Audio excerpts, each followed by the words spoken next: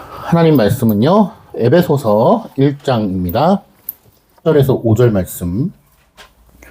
곧 창세전에 그리스도 안에서 우리를 택하사 우리로 사랑 안에서 그 앞에 거룩하고 흠이 없게 하시려고 그 기쁘신 뜻대로 우리를 예정하사 예수 그리스도로 말미암아 자기의 아들들이 되게 하셨으니. 아멘.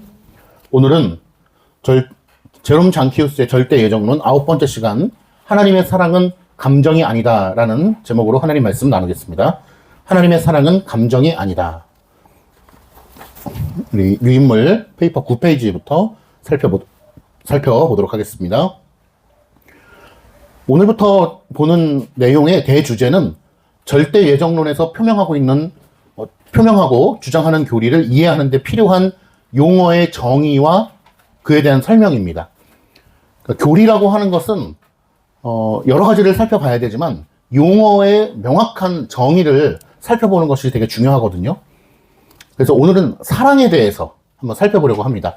하나님의 사랑은 도대체 무엇이냐라고 하는 차원에서 한번 살펴보는 건데, 우리가 익히 알고 있는 내용일 수도 있고 또 짧은 내용이기도 하지만 놓쳐서는 안 되는 중요한 내용이기 때문에 다시 한번 살펴보는 것입니다. 저의 강해 설교를 오랫동안 들으신 분들은 다 아시겠지만 하나님의 성경의 말씀을 우리가 살펴볼 때마다 놓치지 않는 것이 하나 있습니다. 그것은 바로 이 모든 것들은 하나님의 예정과 작정 아래 이루어지고 있다는 것입니다. 우리는 하나님의 예정 아래 이루어지는 그 어떤 사건들과 현상들을 교리적 관점에서 살펴보기도 하지만 살펴볼 때마다 늘 놓치지 말아야 되는 것 중에 하나가 바로 하나님의 예정이라는 것입니다. 그러니까 왜 이런 일이 일어났냐? 왜 이런 일이 눈에 보이냐? 왜 이런 현상이 있느냐라는 것을 따져보기 전에 가장 첫 번째로 우리가 생각해야 되는 것은 바로 하나님이 그렇게 예정하셨기 때문에 그러한 것이다 라고 하는 이 명제를 우리 마음속에서 잊어서는 안 되는 것입니다. 하나님께서는 왜 그러면 이렇게 예정하셨냐, 이렇게 작정하셨냐, 그 이유에 대해서는 우리가 알 수가 없다. 알려고 해도 도무지 알 수가 없다는 것이 바로 하나님의 예정입니다. 다만 오늘 성경 본문에 읽은 대로 하나님께서는 어떠한 이유 때문에 하나님의 마음이 발동하여서 그러한 일을 행하셨냐, 그러한 일을 작정하시고 예정하셨냐 라고 생각해 볼 때에 우리는 다만 성경이 우리에게 가르치고 있는 한도 내에서 이렇게 이야기할 수 있는 것입니다. 하나님의 기쁘신 뜻 가운데 그렇게 정하셨다는 것입니다. 혹 하나님을 오해하는 사람 중에 하나님이 그렇게 하기 싫은데, 하나님이 하기 싫은데 억지로 하셨어 라고 오해하는 사람이 있을 수 있는데, 그런 일은 있을 수 없다. 하나님께서 작정하시고 예정하신 일은 하나님의 그 기쁘신 뜻 가운데 동인되어서 하나님의 어떠한 역사가 일어나는 것입니다. 그 말의 뜻은 곧 무엇이냐? 하나님의 그 영원하신 작정과 예정 가운데는 하나님의 기쁘신 뜻이 있음과 동시에 선한 뜻이 존재한다는 거예요. 악한 뜻, 저놈을 나쁘게 하려고, 저놈을 벌주기 위해서 이러한 뜻이 있는 것이 아니고 가장 근원적인 뜻은 바로 하나님의 영광을 위하여 그러한 일이 작정되었다라고 하는 것입니다. 이해가 되실 줄 믿습니다. 우리가 생각할 때는 어떠한 전쟁, 나쁜 일, 병에 걸리는 거, 좋은 일, 성공, 이 세상에 있는 그 모든 일들이 다 하나님의 예정과 작정 가운데 있다라고 하는 것이고, 그것의 원인은 하나님의 기쁘신 뜻이고, 그것의 최종적인 근원적인 목적은 바로 하나님의 영광을 위한 것이다. 그러니까 우리가 이 모양 저 모양으로 이 세상이 돌아가는 것도 결국에는 다 하나님의 영광을 위하여 돌아가는 것이다라는 것을 알아야 됩니다. 그러한 차원에서 우리가 오늘 하나님의 사랑에 대해서 살펴보는 것입니다. 9페이지 1번에 보시면 예정론을 설명하기에 앞서 하나님에 대해 사용하는 중요한 용어들, 특히 사랑의 의미를 정확히 정리하려는 것이 오늘 교육의 목적입니다. 성경에서 말하는 하나님의 사랑은 인간의 감정처럼 뜨겁거나 차갑거나 변하거나 하는 감정이 아니다. 그래서 오늘 설교의 제목을 제가 뭐라고 잡았습니까? 하나님의 사랑은 감정이 아니다라는 거예요. 인간의 사랑은 감정인 경우가 많습니다. 그래서 인간의 사랑은 막 사랑하다가도 사랑이 없어지고 변하기도 하고, 사랑이 뜨겁다가 차가워지기도 하고 없어지기도 한다는 것입니다. 인간의 사랑은 감정인 경우가 100%이기 때문에 그렇습니다. 그러나 하나님의 사랑은 인간이 생각하는 차원의 그런 감정이 아니다. 그럼 하나님의 사랑은 뭐에 기반하냐? 초도에 말씀드렸듯이 하나님의 영원하신 예정과 작정에 기반되어서 나오는 하나님의 속성이라는 것입니다. 하나님이 어떠한 쟤 불쌍해서 도와줘야 되겠다라고 하는 감정이 아니라 쟤 살다 보니까 쟤 정말 나빴어 이런 감정이 아니고 하나님의 영원하신 작정 가운데 나오는 속성일 뿐이고 그것은 하나님의 본체 자신이라는 것입니다. 하나님이 사랑의 근원이시기 때문에 그래요.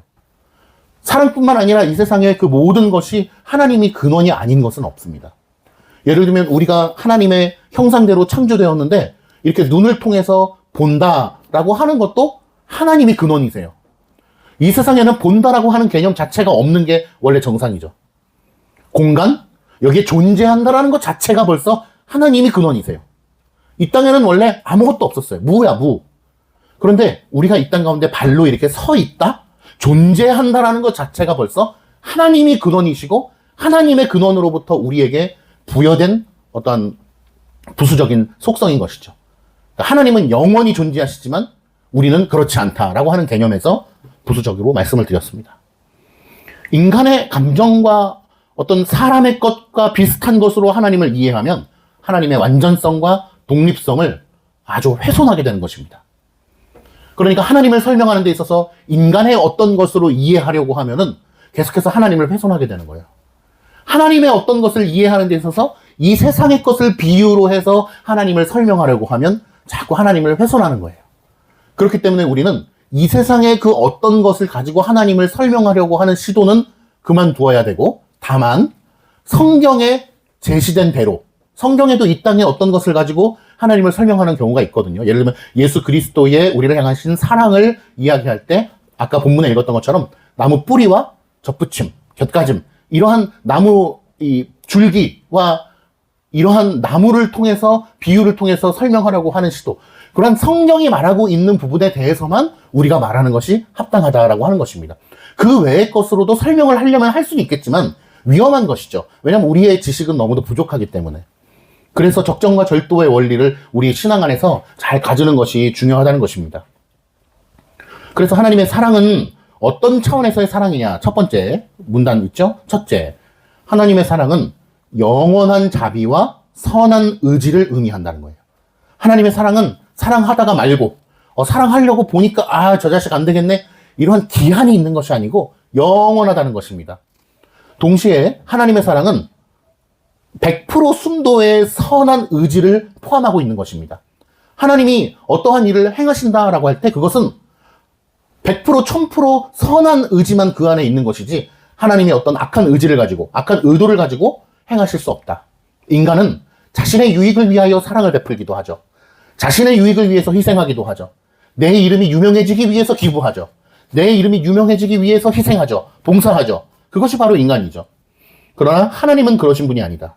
온전히 선한 의지. 즉 하나님께서는 자기 백성을 구원하시고 복 주시기로 작정하신 변함없는 뜻을 말하는 것이다. 하나님의 사랑으로 말미암아 가장 이 땅 가운데에 크게 구현이 된 것은 무엇입니까? 바로 그분이 택하신 백성들을 구원하는 것이죠. 사탄의 자식으로 말미암아 영원한 멸망의 길로 갈 수밖에 없는 당신의 자녀들을 불러 모아주신 것입니다.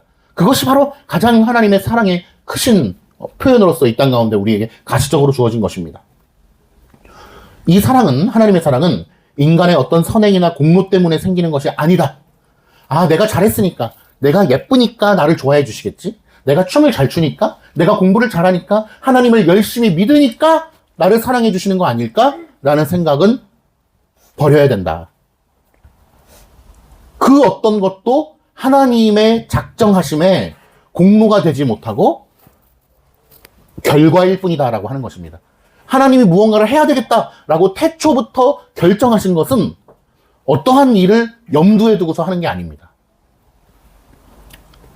그래서 예를 들면 타락 전 선택설, 타락 후 선택설 같은 것들도 이제 신학적 논제가 되는 것이죠. 하나님께서 인간의 죄를 염두하시고 택자를 택하셨냐? 인간의 죄를 염두하지 않으시고 택자와 유기자를 나누셨냐라고 하는 신학적 논제들입니다. 염두에 두지 않으시고 그분의 작정이 있으신 거죠. 이 땅의 그 어떤 것도 염두하지 않으시고 하나님의 작정이 먼저 있는 것입니다. 다시 말해서 하나님께서 먼저 사랑하셨기 때문에 행하시는 것이고 하나님께서 먼저 사랑하셨기 때문에 그리스도를 보내는 것이고 먼저 사랑하셨기 때문에 구원의 백성들이 탄생을 하는 것입니다. 그러니까 우리가 잊지 말아야 될 것은 하나님의 예정과 작정 가운데 나오는 것은 무엇이든지 원인이 없는 거죠. 하나님 자신만이 원인이신 거예요. 그것을 자꾸 뒤바꿔 버리는 게 요즘 신학의 트렌드인 거죠. 둘째, 하나님의 사랑은 기뻐하심과 만족의 의미를 가진다.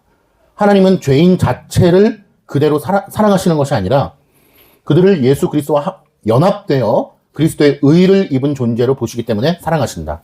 그래서 이 사랑은 처음부터 영원전부터 정해진 것이다. 역시 하나님의 사랑은 중간에 무언가를 보고서 결정하시는 것이 아니고 영원전부터 결정되었다. 하나님의 존재, 그리고 하나님의 예정과 작정, 하나님의 사랑의 동인, 이런 것들이 다 하나님의 속성과 함께 맞물려 있는 것이죠. 세 번째, 이것도 또 중요합니다. 하나님의 사랑은 실제로 베푸시는 은혜를 의미한다는 거예요. 말로만 사랑해, 사랑해, 사랑해, 사랑해, 너무너무 사랑해, 끝. 이게 아니고 하나님의 사랑이라고 하는 것은 실제적으로 베풀어 주시는 은혜의 실체라고 하는 것입니다. 이는 앞에 두 가지 사랑, 자비와 기쁨의 결과로 나타나는 것입니다. 하나님은 모든 사람에게 일반적인 은혜를 주시지만 택하신 자들에게는 특별히 구원과 영생의 복을 주신다.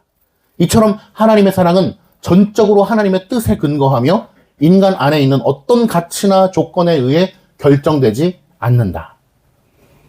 로운이가 예뻐서 하나님이 사랑하시는 거예요? 아니면 하나님이 그냥 로운이를 사랑하는 거예요? 그냥 사랑하는 거예요. 조건이 없어요. 하나님의 영원하신 작정 가운데 그냥 사랑하는 거예요. 어떤 가치, 조건, 공로에 의해서 결정되지 않는다. 그런데 하나님의 선택과 예정, 작정에 대해서 우리가 구분하지 못하는 사람들의 특징은 무엇입니까? 계속해서 그곳에 우리의 공로를 끼워 넣는 것이죠. 우리가 믿었으니까, 우리가 예배를 잘 드렸으니까, 우리가 열심히 교회를 다녔으니까, 그래도 내가 믿을 만한 어떤 구석이 있으니까, 내가 그래도 예뻐 보일 만한 마음이라도 있으니까 하나님이 나를 선택하신 거 아니겠어? 라고 생각하는 것은 자꾸 인간의 공로를 끼워 넣음으로 말미암아 하나님의 영원하신 사랑과 작정을 폄훼하는 것이죠. 어떤 차원에서는 하나님의 이름을 망령되이 일컫는 겁니다. 제 3계명을 계속해서 어기면서 하나님의 이름을 능멸하는 것이 될 수 있습니다. 그러한 차원에서 제롬 장키오스가 뭐라고 얘기했습니까? 아르미니우스주의의 사상은 기독교의 적이 아니라 이 세상의 악이다 라고 이야기하는 것입니다. 왜? 하나님의 이름을 계속해서 훼손하니까.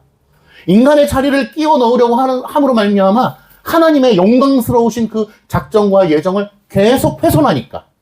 하나님 내려와. 하나님. 그러니까 그러한 사상이 계속 쌓이고 쌓이면은 하나님 까불면 죽는다라고 하는 그런 얘기가 나오는 겁니다. 자연스러운 거예요. 어떤 차원에서는. 아르미니우스주의로 꽉 찬 신앙과 사람의 사상은 결국 하나님을 내 발밑에 두려고 하는 사상과 동일하기 때문에 아주 악한 것입니다. 그런 차원에서 우리의 장로교 신학, 하나님만 남는 신앙, 하나님의 절대 주권과 예정과 작정과 섭리를 드높이기를 좋아하는 우리의 장로교 신학이 얼마나 위대한가를 우리가 깨달아야 되고 자부심을 누려야 되는 것이죠. 결론을 내겠습니다. 하나님의 사랑은 감정이 아니라 조건 없이 택하신, 우리를 구원하시는 하나님의 영원하신 뜻과 또 실제적인 은혜이다라고 하는 것입니다. 그러니 우리는 하나님의 사랑을 간절히 갈구하는 것 외에는 할 수 있는 게 없어요. 하나님, 저를 사랑해 주셔서 감사합니다. 하나님, 저를 사랑해 주세요. 하나님의 사랑만을 간절히 원합니다. 주여, 저를 불쌍히 여겨주세요. 저를 자비롭게 여겨주세요. 저에게 은혜를 베풀어 주세요. 하나님, 저를 붙들어 주세요. 라고 기도하는 것 외에는 할 수 있는 말이 없는 거예요. 우리 어린이 성도들 늘 학교에서나 친구들 관계에서나 하나님께 은혜를 구하세요. 채훈이가 사회생활이라는 단어를 꺼냈을 때 좀 놀랐어. 사회생활이라는 단어를 사회교과서에서는 배웠을 수 있겠지만은 채훈이 입에서 그 말을 나온다는 것이 좀 놀랐는데, 사회생활이라고 하는 게 참 어려워요. 많은 사람들이 또 감동받았어? 또? 많은 사람들이 사회생활이 어려워서 우울증도 걸리고 힘들고, 덤프트럭 하시는 우리 사장님을 제가 만났는데 막 이렇게 저를 긍휼히 여겨주면서 덤프 해볼 생각 있으면 한번 오라고 내가 가르쳐 주겠다고 해가지고 명함까지 주셨는데, 아, 그렇게 어렵다는 거야. 근데 이제 저는 개인적으로 그런 운전업을 하시는 분들을 되게 좀 존경하는 마음이 있어요. 저는 버스 운전하시는 분, 뭐 셔틀버스 운전하시는 분, 뭐 포크레인 하시는 분, 대형 버스 뭐 뿐만 아니라, 근데 우리 이제 덤프트럭 그 사무실을 하시는 거예요. 근데 아, 너무 힘듭니다 라고 말씀하시는 거예요, 그분이. 그래서 아, 사업이 힘드신가 보다. 요즘 경제가 너무 어려우니까. 그래서 아, 힘드시죠 라고 했는데, 뭐가 힘든가 봤더니만 그 덤프트럭 사무실 하시는 사장님도 사회생활이 참 힘드네요. 사람이 참 힘드네요. 이렇게 말씀을 하시더라고요. 저는 아무래도 현장 일이다 보니까 트럭으로 날라주고 돈 받고 이것만 하면 되지 않겠나 생각했는데, 그 역시도 사람이 힘들다는 거예요. 세상 모든 사람들이 다 뭐라고 얘기하냐면, 내가 하는 일은 안 힘들어요. 일은 하면 돼요. 근데 사람이 힘들어요. 사회생활이 힘들어요. 이렇게 얘기를 해요. 채훈이가 보니까 사회생활의 맛을 좀 본 것 같아. 맞아요? 사회생활이 힘들다는 걸 아는 거 보니까. 그런데 그렇기 때문에 우리는 어떻게 해야 되냐? 늘 하나님의 도우심을 구해야 돼요. 하나님 은혜를 주세요. 하나님 저를 도와주세요. 로운이도 사회생활이 지금 이미 시작이 된 거예요. 알지? 친구와의 관계, 선생님과의 관계, 학교에서의 관계, 그런 것이 늘 힘들어요. 그래서 하나님의 은혜를 구하고 하나님의 도우심을 구하는 우리 모두가 되기를 간절히 소망합니다. 기도하겠습니다.